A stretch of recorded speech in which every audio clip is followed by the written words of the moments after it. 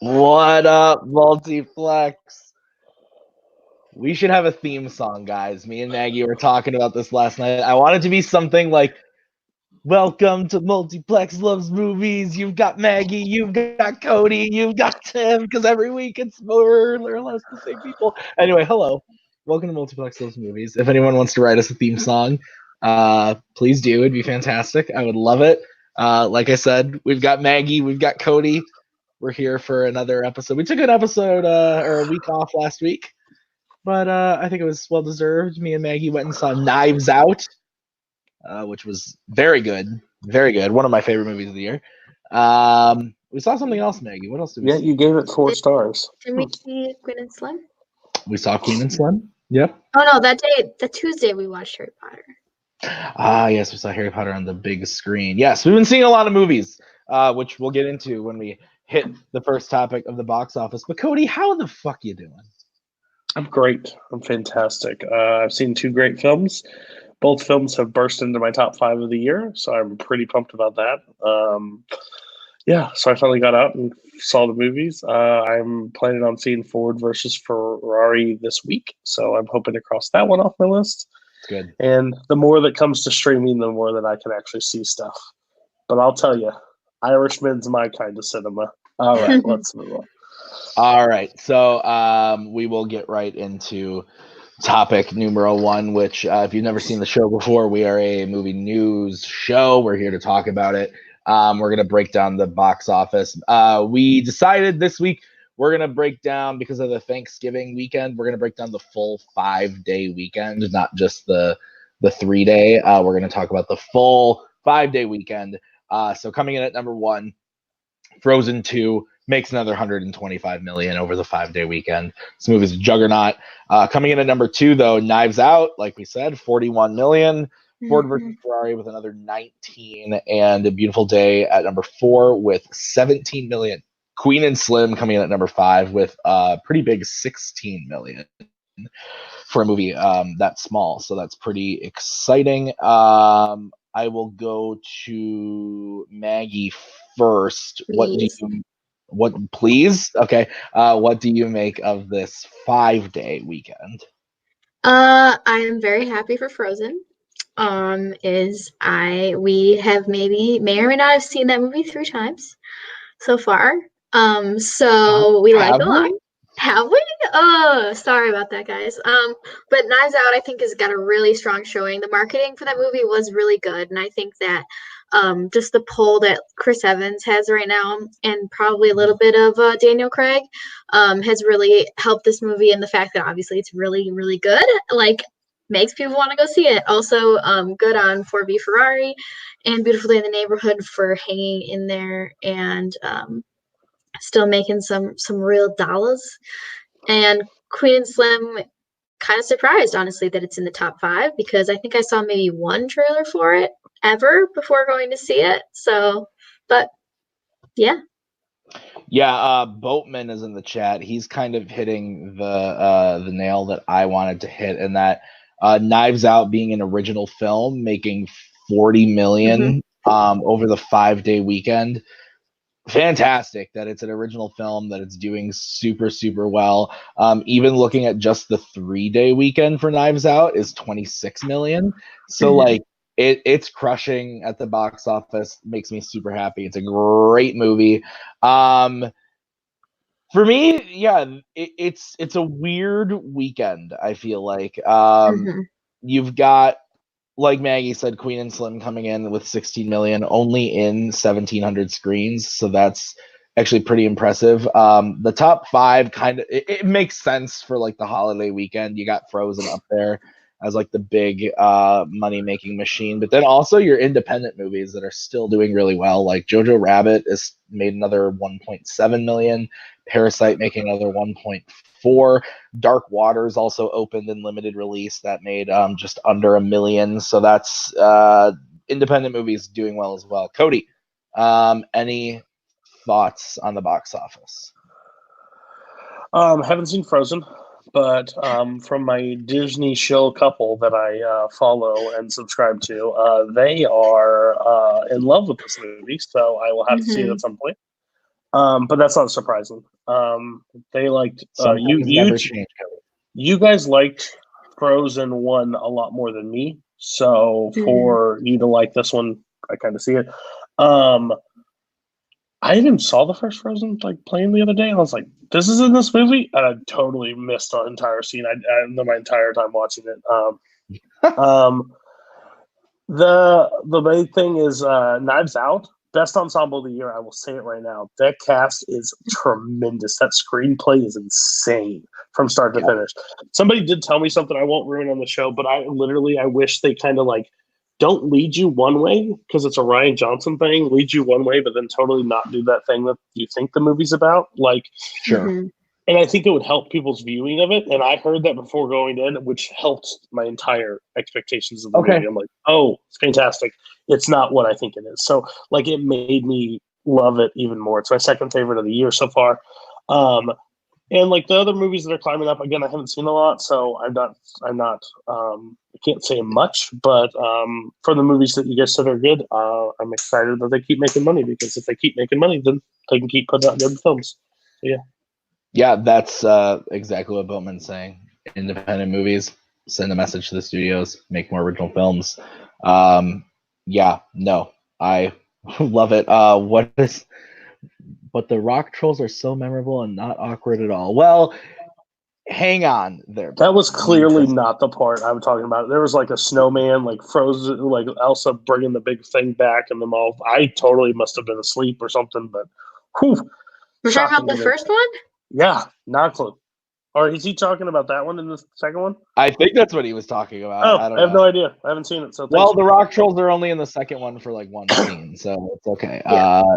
Fun fact: Grand Poppy in Frozen, voiced by Kieran Hines. You learn something. Don't give away these trivia answers, Tim. Every time you see a new movie, you learn something new. You get a lot of voices. Anyway, Cody, you said Knives Out is your second favorite film of the year. What's your number one? Joker. Okay, yeah, that's fair. It's you got some disdain from the macaw. No, and it's fair. It's fair. I had this conversation last night. Why it's number one is I believe movies are supposed to bring something out, and I've never been more disturbed in a movie and enjoyed it at the same time. It's really a weird concept, but I really enjoyed that movie. I understand why a lot of people won't, and I get it completely across the board. It's just that movie, the more I think about it, the more I like it. And I can't wait to own it. So I mean, Knives Out with a second viewing could literally jump number one. I would not be surprised. I want to see Knives Out again. Maggie, this next comment is just for you, so I'm going to solo you out. Please talk to us. True. The Lizard Fire, very cute. Yes. It is very cute. His name is Bruni. Did you know he has a name? Because they have to name everything. It can't just be Pow had to have a name, even though I'm pretty sure she never calls him Pow, but it's fine. He is very cute.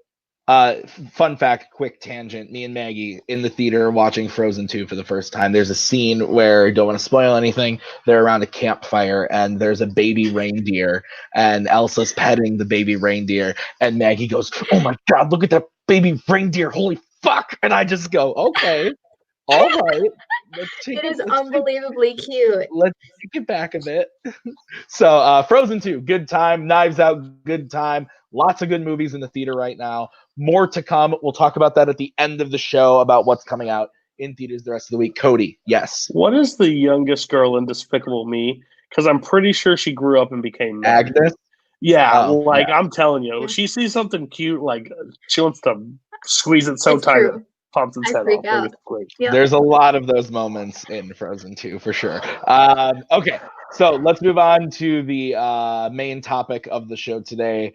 Last night, again, I'm Mr. Storyman. I'm gonna paint another picture. It was 4 a.m. I was playing Star Wars Jedi Fallen Order like a fucking madman because I have one achievement left in the game. Going very hard. Boatman will get to that question momentarily. And all of a sudden I pull up my phone and the wonderful, illustrious Zaddius Smith shared the Black Widow trailer. I didn't know it was coming out today, but boy, was I excited. So I went into the bathroom, locked the door, closed the door so to keep the sound away from the sleeping wife. and watched the trailer, and it's fine. It looks interesting. I like Florence Pugh a lot. I think she looks really good in this movie. I think David Harbour looks even more ridiculous in this movie than he did in Hellboy, so that's saying a lot. I wish that I wanted this movie to be a Red Sparrow in the MCU. Like, that's what I wanted, and it looks like it's going to be that for part of it, and the rest of it is going to be giant MCU action. The final moments of this trailer where she's like skydiving through and they're like flying and shooting at her, I'm like, okay, all right, let's take it easy. Can we just take a breath for a minute? But yes, so I thought it was fine. Cody, did you watch the trailer? What'd you think? I have a lot of thoughts of this trailer, and they're not bad thoughts. They're not bad. It's one, I find it very weird that we have to get this movie now, like after the events of Endgame. Like, yeah. Spoilers for Endgame. We're going to talk about spoilers for Endgame. I would kind of like this 3 years ago, please. Yeah. 4 years ago, whatever. I don't care. I would like to know the backstory before. If you haven't got out because of spoilers, she's dead. So now we get the story of her before, and that she's never brought up any of this. Not a single moment. So yes, it could either be like her brain gets erased or something like that at the end. I expect that stuff to happen.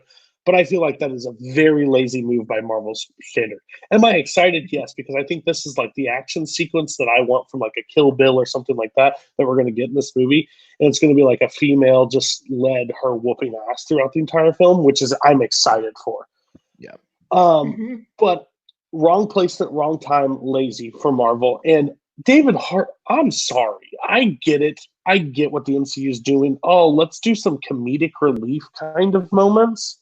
But we already got Fat Thor. I don't need Fat David Harbour in a red suit, like trying to like get that same laughs going. I think he's going to play an okay part. But like, again, this little part plays nothing into the MCU. I mean, It could, like, one of these characters could show up, but she's not showing back up. She is gone. So now why have this? Why is this the next film to launch Phase 4? Or the next phase, the next part? I don't understand it. It's confusing me. Yeah. I'll pose a question to you, Maggie, or a hypothetical maybe then. So Cody says, why now? Whatever. This movie takes place in between Civil War and Infinity War is when this movie takes place. So she doesn't have a big part in Infinity War. She's barely there. Her and Cap, they don't have big parts in Infinity War. And then by the time that we get to her in Endgame, we're pretty much at that 5 years later thing. It makes sense why this wouldn't be brought up at that point. Let me hit the hypothetical here for you. What if we get this whole movie and it starts, we act like Endgame hasn't happened yet. The movie plays out. But then at the end, we get something where you have an Anthony Mackie or a Sebastian Stan or even a Mark Ruffalo come in and kind of recruit Florence Pugh as like the new Black Widow. And that's how we connect. Is that something you're interested in? Or like, what do you think? How is this going to connect? Yes, I would be down for that because I do like Florence. Isn't it Puh? I'm pretty sure. Is it? Whatever. Anyway, I like her a lot, and she seems like she's going to be great in this movie just based on her in the trailer, and I could even see them bringing in David Harbour in the future. I just am with Cody that this movie should have come out a long time ago. I'm sorry, Boatman, I'm wrong. So I am a little frustrated with that because, and somebody said that nobody had asked for her story yet, and I don't know if that means that like the public hasn't or if like we just haven't gotten it yet, but people have been asking for her story since at least since Age of Ultron or with that whole Soldier. scene. Yeah. And so it's like this movie should have come out then in that phase, I think. And I'm sure that they're going to be able to fix it and that we're going to see it. And like all of these problems are going to go away. But like right now, it is kind of irritating that they didn't give her lead female movie because they were afraid. And then Wonder Woman happened and they were like, yeah, let's do it. And so that feels really insincere to me. And that they're just kind of shoving it in because they realize that they made a big mistake. But like I said, I'm sure that it's gonna work out because they have a magical way of doing that. Yes, Cody. So, but I want to go back to your point. If she gets roped in, the new person gets roped in as Black Widow, but this is are you saying in credit scene, like off? Yeah, like end credit scene. We're now after the events of past Endgame. Yeah. Because I'm like, no, she's still around in Endgame. That's after Infinity War, she's still around, so no one's asking nothing. Maggie makes the greatest point ever. The Wonder Woman came out. This is a great idea. Let's put the female that we could have been. She could have had 2 movies, 3 movies. Who knows? Captain Marvel was a thing. Like, they did Captain Marvel. Like, that was in development at the same time as Wonder Woman. Yeah, but they Black Widow should have came first. They needed a big baddie to take out to be able to make the plot work together. Black Widow just had to be a side piece the entire movie. All she does is a few acrobatics. Now we get to actually see her in her full form. But once you watch the movie and you're like, oh my God, did you see Black Widow? She's amazing. I can't wait. Oh, wait, she's not around anymore. Thank you so much. Right. And that's the other thing too, is like, obviously Marvel's big on their sequels. Like, that's how they keep this story going. And this will not have a sequel. If it really does take place between Civil War and Infinity War, there's no way. Unless they do some weird thing in the 5 years later. But I don't think anyone cares about that anymore because it's resolved. It's resolved, but I personally wouldn't mind. Like, I would have rather had this movie been what she's doing leading the Avengers in that 5-year period.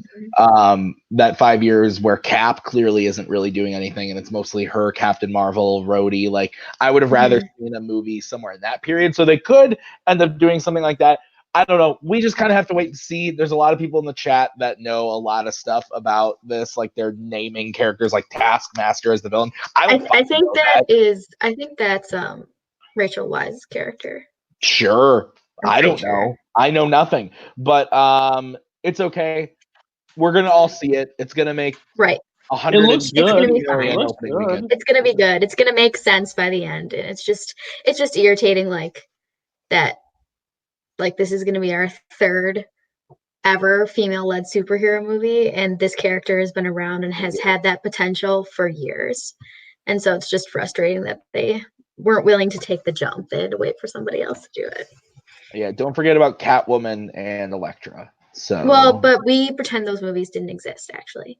So I have to for Fandom Flight's purposes. Okay, guys, let's move on. Our next topic is one that apparently is divisive. I thought we were all on the same page here, but apparently the whole internet is just gonna fucking burn down over The Irishman. God, I'm sorry you can't sit there and watch a movie that's 209 minutes long. I remember when The Return of the King was 200 minutes long, or fucking Lawrence of Arabia is 233 minutes. People used to be able to watch long movies. Get over it. I'm talking about the National Board of Review.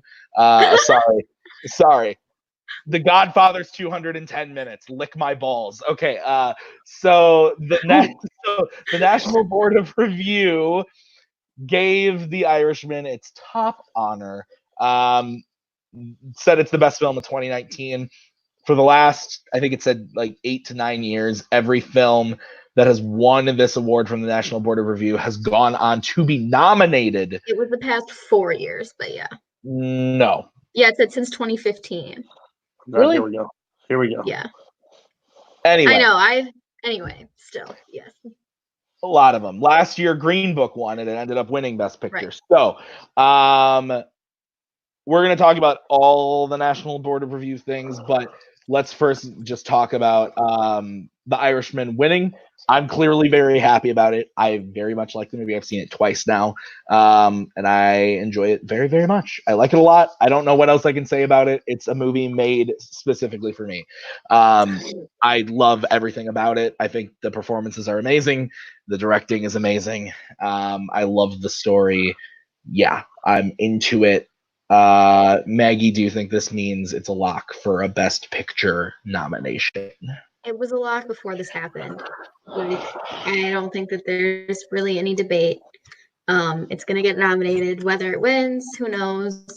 I think there's a very strong argument that it will, but that's not relevant right now. I think that it's going to get nominated. You can't avoid it. It's going to be a big win for Netflix and the industry generally, I think. And I think that everyone needs to calm down. Yeah, agreed. Myself included. Cody. Yes. Does The Irishman win Best Picture? I don't know. But there's a reason. There's a reason this is happening. There's a reason there's an outpour. There's a reason why people hate The Irishman more than they would normally hate The Irishman. And guess what? It's because Martin Scorsese said comic book movies are not cinema. So the next movie that Martin Scorsese releases is going to be divisive, and people are going to hate on it because that's the thing. You threw the first barb at me, I'm going to throw the next barb at you. The thing that I can't stand is, guess what? Movies are made every year that are not for you. They're not. There's a lot of movies out there that I think are hot-ass garbage, that are acclaimed and then good. But this is a shot for other people. If you haven't watched the whole movie, stop. You don't know how it ends. You don't know what the middle is. Stop saying it's bad and stop sharing articles that it is bad. It's just... Way to signal someone out. I will tell him to his face. You even told people told me like this movie for in this community that I guarantee was made for two people in this community that I know for a fact. Tim Brzakala and Cody Newberry. This movie could have came out and it could have been Al Pacino, Robert De Niro, and Joe Pesci sitting in Indian cross-legged on the floor. And with Scorsese saying, hey, guys, I want to do a movie with you. And the whole movie is just them sitting on the floor talking to each other. And I'm giving it 5 out of 5. I don't care. I love the movie. I agree. The first hour is very boring. It is. It's a slow burn. You know what else is a slow burn? A lot of other fucking movies. No one gets shot in The Godfather till like 50 minutes into it. Mm-hmm. It's just a lot of family and people breaking cameras. Like, stop it. Like, mm-hmm. This isn't one of these uppity directors. This movie has action. I get it. I get the de-aging's not for everybody either. Like I get it. It creeps me out a little bit. Dudes. Yeah. I watched it and it creeped me out a little bit. Joe Pacino. I don't like Pacino that much. I'm not a big Pacino fan. So when Pacino's on screen, he's psychopath, but he looks young and it creeps me out. De Niro's blue eyes freak me the fuck out. If you watch him sitting over the car and their two faces, it looks like their head's 17,000 sizes bigger than the body. But guess what? I don't care because the movie is good. The movie is a great piece of film. And if you don't like it, it wasn't made for you. Don't bash it because you don't like it. Like, if you haven't seen it and you can't sit through a 3-hour movie, guess what? Wolf of Wall Street was 3 hours flipping long. And after they've done drugs for the 14th time in the movie, it gets a little draining. But guess what? I still watch it. So I just hate the argument that the movie is too long. It's on Netflix. Mm-hmm. It's Netflix. You can sit on your own couch. You are responsible for your own purchasing of your comfortability. You get to choose that. You don't get to sit in a horrible theater seat that's not a recliner in a cheap theater like I have to sit into. You get to choose your couch or a recliner. Shut your mouth. Watch a good movie. If you don't like mob movies, don't watch it because it's not for you. I love it. I agree with everything. It's my fourth favorite. Yeah, it's my number one of the year. I mean, it was made for me. Like it is funny how my top two favorite films though. One is 3 hours and 29 minutes, and one is 3 hours and 1 minute. So just you get one extra battle in Avengers Endgame, and it's the same length as The Irishman. And by the time that you watched all those movie trailers in the theater, guess what? You were sitting there for 3 hours and 29 minutes. Anyway, okay. And you also want to know the boring part is that first hour of Endgame is not that exciting either. They literally sit around, they talk, and blah blah blah. The action starts in the second hour. So, and it's still a great movie. That is true. Okay. Other things that happened at the National Board of Review. Let's talk about them. So, like we said, Irishman won Best Film. Best Director, Quentin Tarantino for Once Upon a Time in Hollywood. Sure. Not going to say a word. Okay. Maggie, any thoughts? Wait, I didn't. I'm sorry. I'm reading comments. What did you say? Quentin Tarantino wins Best Director. Director? I mean, that's never going to happen at the Oscars. So I think that I honestly don't think that he's even going to be. I think he'll be nominated. he might be nominated, but I think that there's at least a 25% chance he won't get nominated. All right. Adam Sandler wins Best Actor for Uncut Gems. This is interesting. I'm very excited to see this movie. This is from the Safdie brothers. They did Good Time with Robert Pattinson. If you haven't seen that movie, watch it. It's a trip. So I'm excited to see this one. It looks pretty good. Do you guys have any thoughts on Adam Sandler might be in the Oscar race this year? I saw the trailer of the movie, and it looks like I'm going to hate it, to be completely honest. It looks like something I'm not going to like. I don't really like Adam Sandler. Like, generally, I don't. Like, I watched Punch Drunk Love, and I was like, why am I watching this? And I know that will freak everyone out, but that's how I feel about that. Oh, no, you said something about Paul Thomas Anderson. Don't say it. Don't say it. So I'm going to see it because everyone says it's good, but I have a feeling I'm going to hate it, so. Cody, do you care about Uncut Gems, Adam Sandler? Basically, this is what I'll say about Adam Sandler. I'll believe it when I see it. We'll find out. I think the man is atrocious. Not like his earlier stuff was hilarious, but the stuff he's done recently. Listen, I'm all about supporting your friends and like getting them paychecks, and like if you can do that, awesome. But man, some of the movies he's put out are dog shit, as some would say. So if he's in a great movie, finally, maybe he can stop making movies like Jack and Jill and stuff like that, and we can go back to like hoo-ba-doo-ba-doo-ba-doo all the time. Like I'm okay with that. I think he's a good dramatic actor. Like, I love Punch Drunk Love. I thought he was good in Spanglish. Like, I think he has the ability to be a good dramatic actor. So we'll see with this one. I hope so. We get to see it. It comes out Christmas here in Madison. So we'll see what else happens. That's what you're doing on Christmas, Maggie. Enjoy. Merry Christmas. I know. We saw Vice last year, so it'll be better than that. Best actress, Renee Zellweger, Judy. Yeah, I mean, haven't seen it. Yeah. It's probably the best one. She's gonna win. She's gonna win the Oscar. Okay, we are all there for that. Okay, best supporting actor, Brad Pitt, Once Upon a Time in Hollywood. I'm actually shoot myself in the head. I'm okay with that. I'm okay with that. I think he's great in the movie. He's fine. He's fine. That movie's just trash. I love you. Okay. Best supporting actress. This one's kind of out of left field. Kathy Bates for Richard Jewell. Is this movie good? I hear this movie's amazing. Like Roka is like crazy on this right now. I didn't know anyone has seen this movie. Roka's literally his comment is on the like review thing. Like when you see the movie, his review, Roka is on it. Like he thinks it's amazing. Seen it too.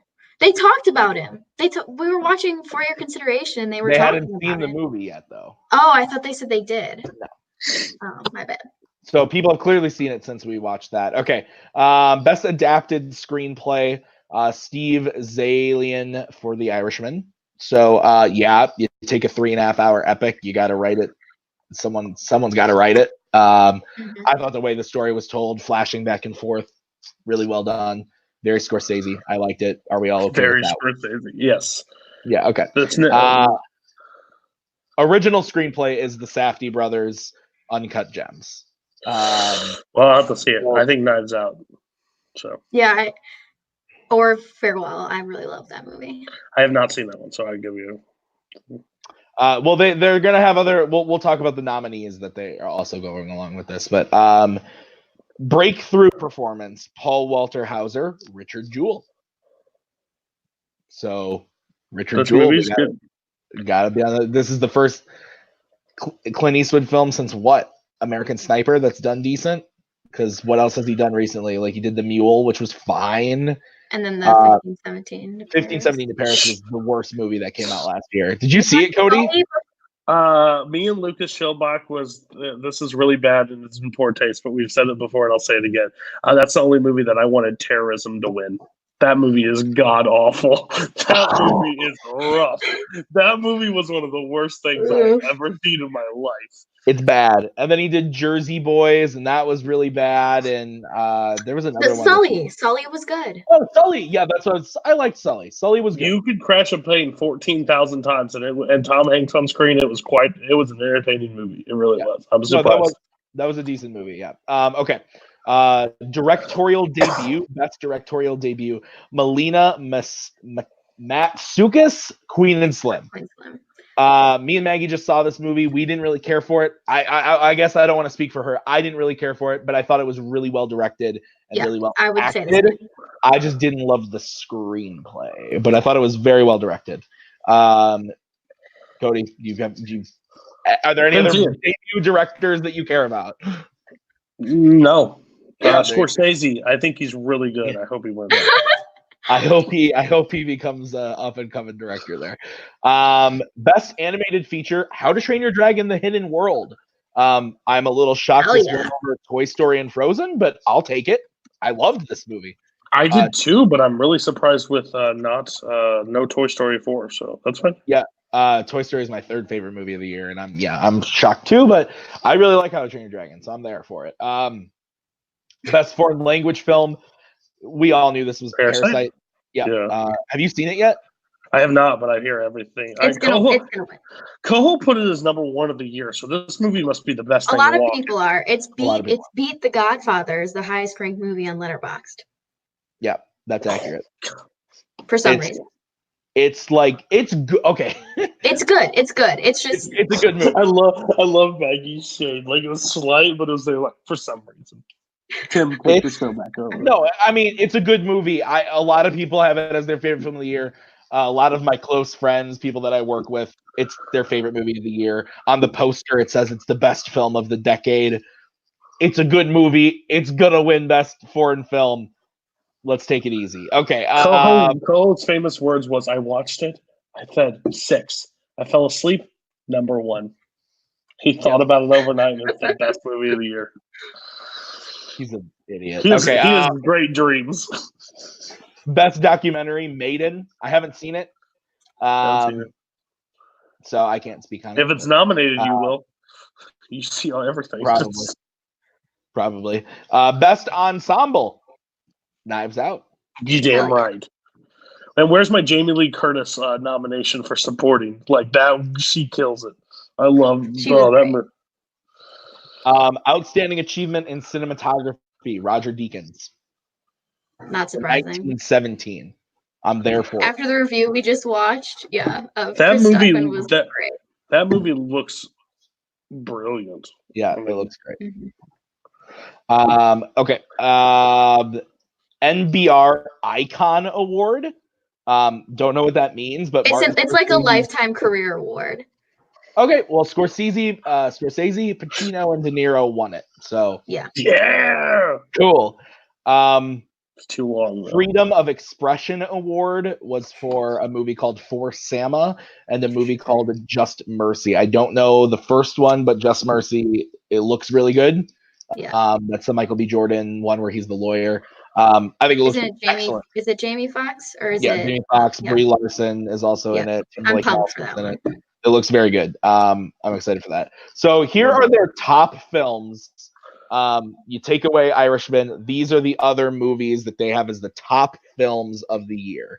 1917, Dolomite Is My Name, Ford v Ferrari, Jojo Rabbit, Knives Out, Marriage Story, Once Upon a Time in Hollywood, Richard Jewell, Uncut Gems, and Waves. Mm-hmm. I would just like to point out that in this article from Screen Rant that you shared, that like in 2018, they had as their top movies also A Quiet Place, Mary Poppins Returns, and If Beale Street Could Talk.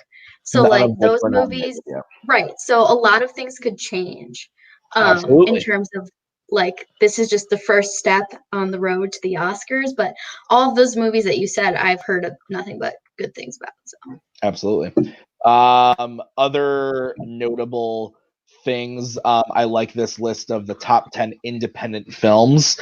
The Farewell, Give Me Liberty, A Hidden Life, Judy, Last Black Man in San Francisco, Midsummer, The Nightingale, The Peanut Butter Falcon, The Souvenir, and Wild Rose. So, I mean, it seems on point. Midsummer, right? Midsummer's the worst. But everything here seems pretty much on point of what we expect, I think. Okay, let's move on to the next topic. Guys, I don't want to spend a lot of time on this, but I feel like I really want to hear Cody's opinion on this. I want him to rant so bad on this. There's this guy named Johnny Depp. Maybe you've heard of him. He's a famous actor. He started out in Wes Craven's A Nightmare on Elm Street as a young little boy who got sucked into a bed and then splat out. And now he's a drunk pirate in real life and on screen, and he walks around. No, he's a dark wizard. You're That's right. what he's doing now. My bad. God, stop. He's also producing a Michael Jackson film from the perspective of Michael Jackson's glove. You did not read the article, so it's not a film. It's not a film. It's a stage play. No, there's no. I thought there was there's a separate stage play. I thought it was the same thing. I don't think it is, man. I think it is. Why would they be covering a stage play on Screen Rant? Because it's a weird thing, because they're talking about Johnny Depp because he's producing it. Because then they spend half the article talking about Johnny Depp. Pause. I don't care if it's a screen, if it's on play, on the big screen, or if it's on stage, or if it's in my backyard put on by a bunch of children. This should not, what the fuck are we doing? Like, of the perspective of a glove? Yep. I'm sorry. I'm still confused by when Michael Jackson was a great singer. Fantastic singer. Great performer. One of the best artists of the decade. Does not have the best track record off the stage. Correct. And I'm not here to talk about if he did it, if he didn't do, blah, blah, blah. It's the same thing that people want to talk about, like Woody Allen or other people that have done some said things. Maybe we should focus on other people. There's a bunch of music out there that you can make movies about, or stage productions, or whatever you want about. But to do it of the perspective of the man's hand in the glove, I'm very creeped out and weirded out. Because I don't know what we're going to do. It sounds like an emoji kind of movie or play. It's a play. You keep saying play. This is mind-boggling to me. If there's a giant glitter hand on there that goes around and like moves to the motions of Billie Jean and Thriller, I'm terrified. Utterly. Somebody. I said you could read the quote from the writer. Let me read this. So the musical, Maggie was right. I was wrong. It's called "For the Love of a Glove," an unauthorized musical fable about the life of Michael Jackson as told by his glove. The musical is produced by Johnny Depp's production company, and according to its writer, everything came out of a major TV network's desire for the writer to write a film about Jackson. So I think that's where my confusion came. This is what the writer said. The problem, however, was the network couldn't find a way to deal with the abuse allegations. So this is what the writer said. I said, how's this? Everything MJ has been accused of has actually been caused by his glove, which is actually an alien from outer space and feeds on virgin boy blood. So that may or may not be what the musical is about. It's not confirmed yet. Cody had to go. I wish I could leave this earth. And then he says that they laughed at him and said, "Can you do the normal version?" But I think he probably ran with that first idea. Is what it seems like. That's the most cringe thing I've ever heard in my life. And that's more than Kaleb Koho that walks around that says he's the Michael Jackson champion because he won an Ironman match based on his music. I'm sorry. That's terrible. Mm-hmm. Like even if it was like a hearty heart, like that's not stuff you can really joke about and think it's great to talk about. Why are you trying to provide a justification for that? So now you're saying, it wasn't him. It was his glove. That was an alien. That's disgusting. Like, that is disgusting. Yes. Yeah. no, thank you. And Johnny Depp, seek help. Immediate. Like immediate. You've already done bad movies. Go get help. Go get help. You need it. All right, let's move on then to the final main topic of the show. This is something that we've seen not 1,000 times. We've seen this quite a few times, especially from Disney. I think it's cute. I just want to talk about it. Bob Iger and Disney. There's a dying fan of Star Wars kid, I believe. No, it's a male. It's an adult male. An adult male who wanted to watch it with his son before he died. That's okay. They screened them The Rise of Skywalker, which is really cool. We saw this with The Force Awakens, where they did Endgame. And Endgame. This has happened a few times. It's cool that they're doing things like this. I just want to appreciate the fact that they don't have to do this. There's nothing that says they have to. But it's cool that Iger, along with JJ and Lucasfilm, did something like this. This is something that warms my soul. Cody, what did you think about this story? As the biggest heel in this entire community, that people, this is one of those moments that makes me very, it's kind of like it restores faith in humanity at times. Like, sure. Like, it's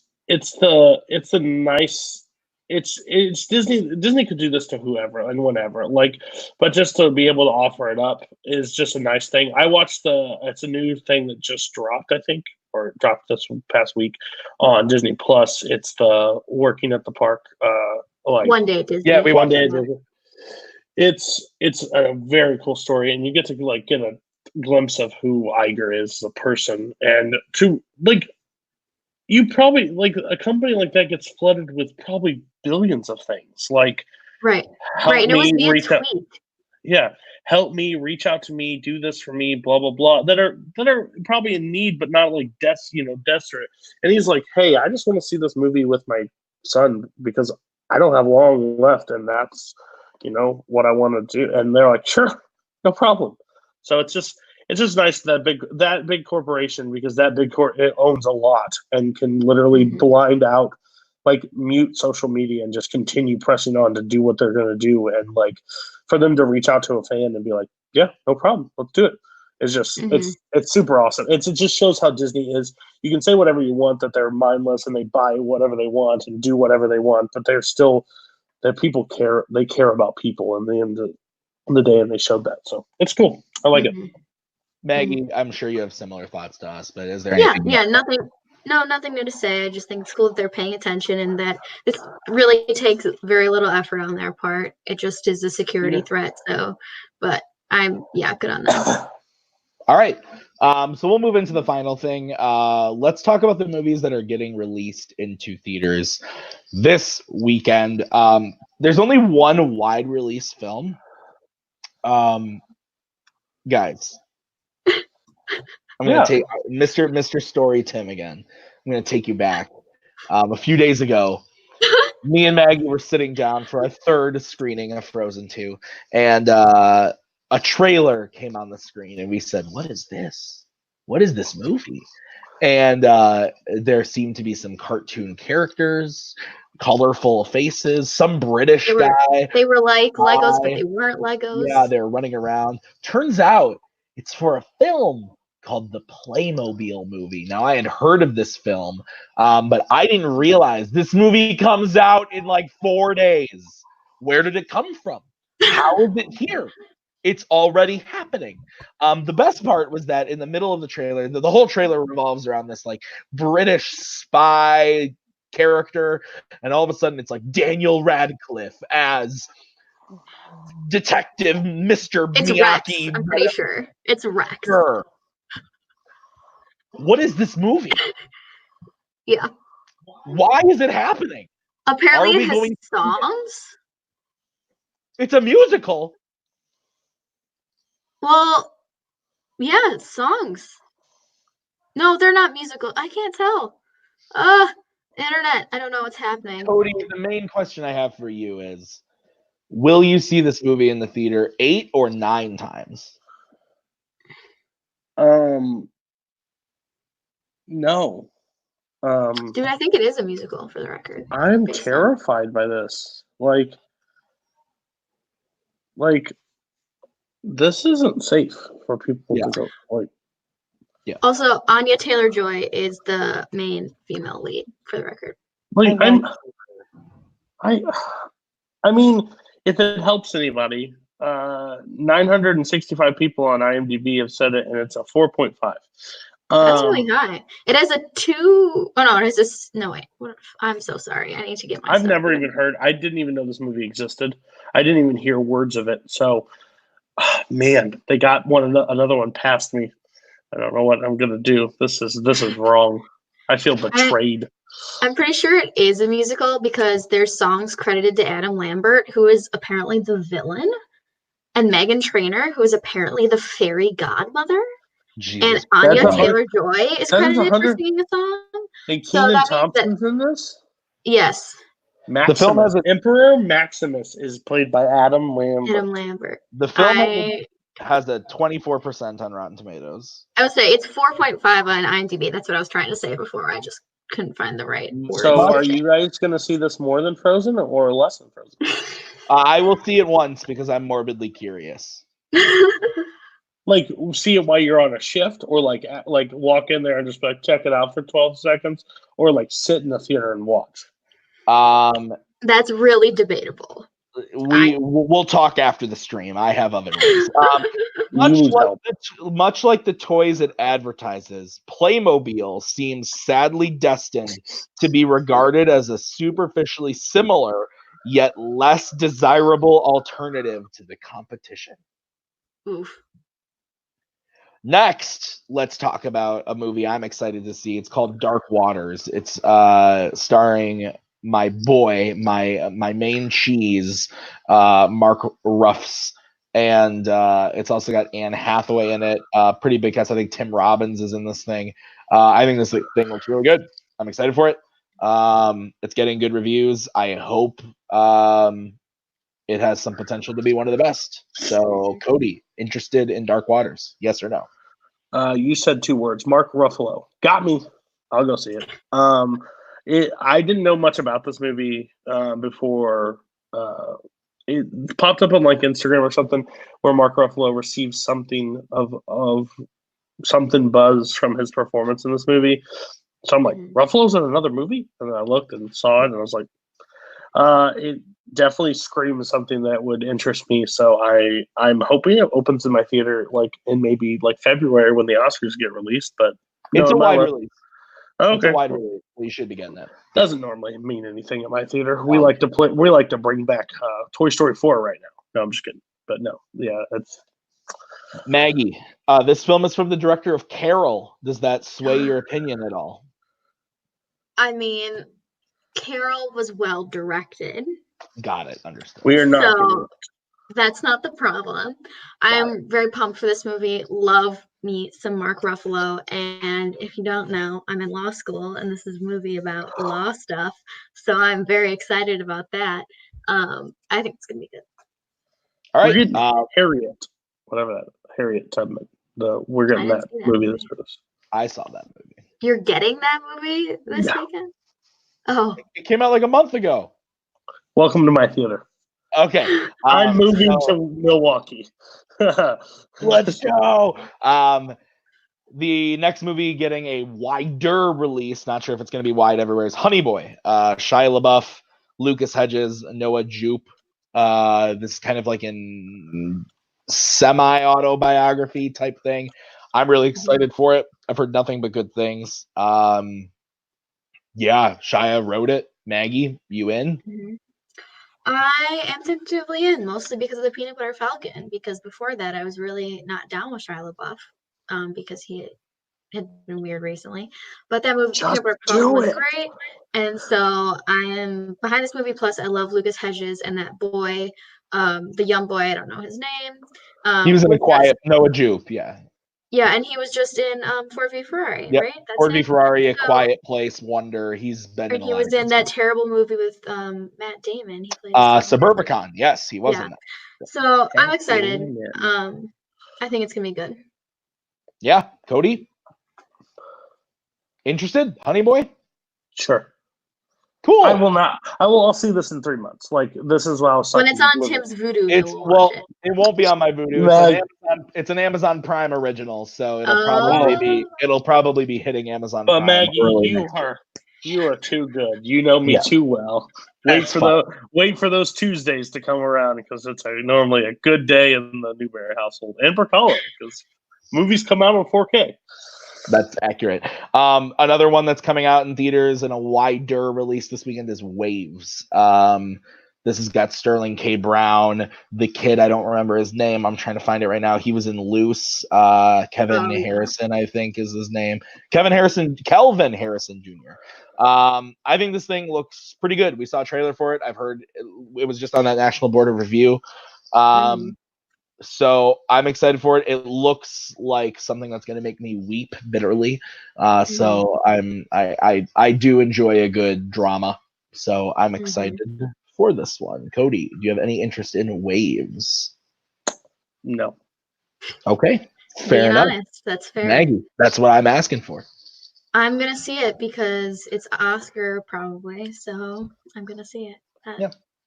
And the last thing is coming out on Netflix on Friday, Marriage Story. This has been playing in theaters, select theaters, mainly New York and LA for the last month. It came out in November 6th, I think, in theaters, and now it's finally coming to Netflix. I'm really, really looking forward to this one.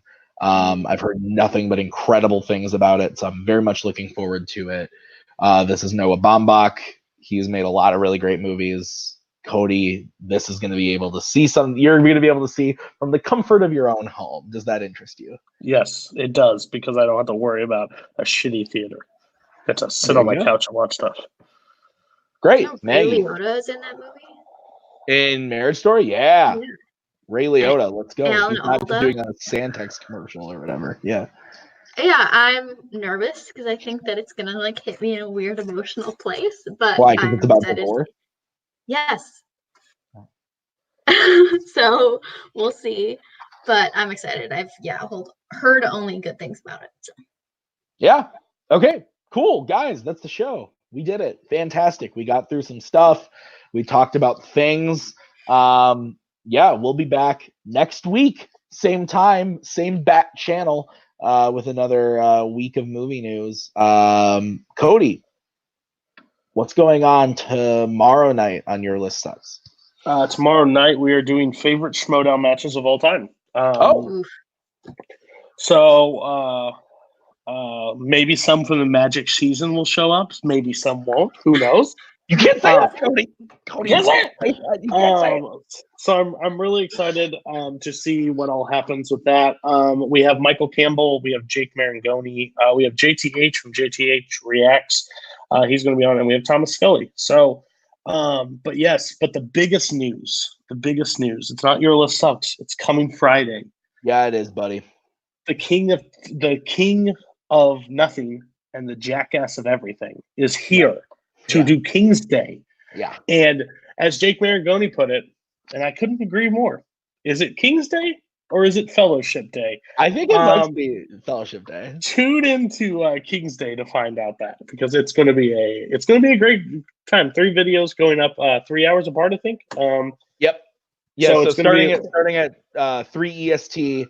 So it'll upload 3 EST, 6 EST, and 9 EST is when you are going to be seeing those videos.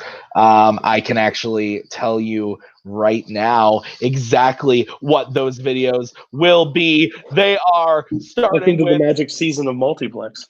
Starting with part 1. Video 1 is going to be a TV match. The king of whatever the fuck called out Nico Suave Regoli for a TV match. So sure, he couldn't get himself into a Fandom match or into a Warzone match, so he had to do it in TV. Great, fantastic.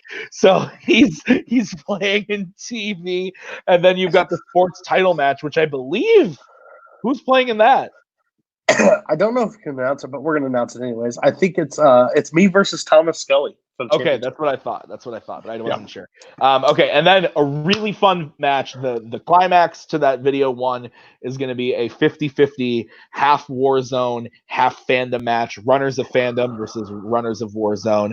That should be fun. I believe the GOAT makes an appearance in that one. She does. I do make an appearance in that.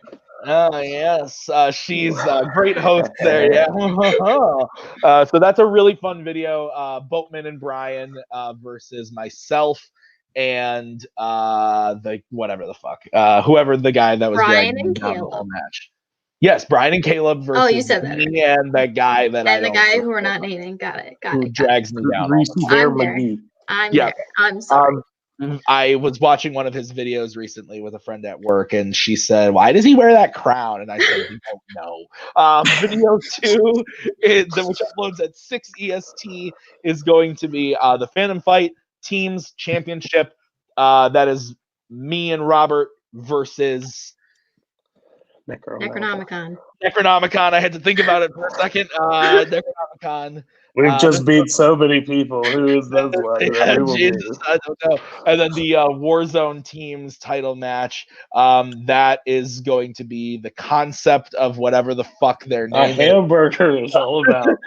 And the concept versus. Who are they playing? I don't even know. Apocalypse Now. Apocalypse Now, yeah. Champions, yeah.